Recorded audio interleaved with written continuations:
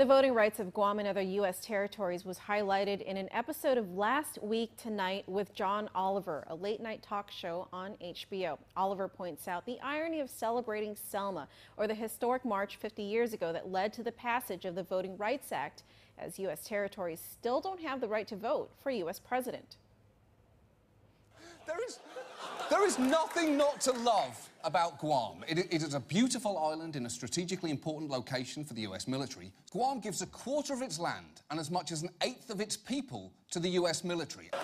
And yet, due in part to their lack of full voting rights, those veterans are shamefully underserved. Oliver also gives a little history lesson on the racism involved in deciding who gets to vote and who doesn't.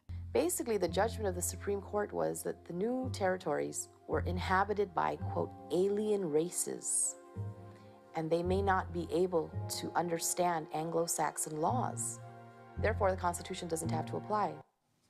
Wow. Alien races can't understand Anglo-Saxon principles. I find that condescending, and I'm British. I do so wish we could explain the concept of voting to them, but dearie me, their savage little coconut brains would probably just collapse. While Oliver calls the justice who wrote that opinion a racist, he notes that Henry Billings Brown also meant for it to be temporary. It's like for over a century, America's computer has been saying an update to your country is available, and we've been clicking remind me later again and again and again.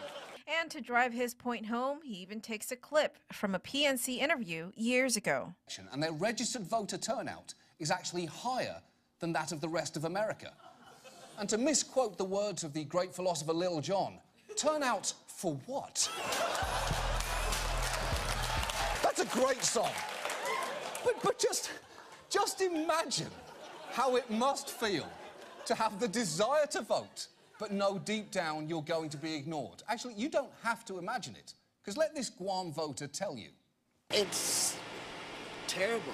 I mean, I believe it's not fair, you know. We're all citizens of the United States. You can watch the full episode online. We'll post a link to our website at pacificnewscenter.com.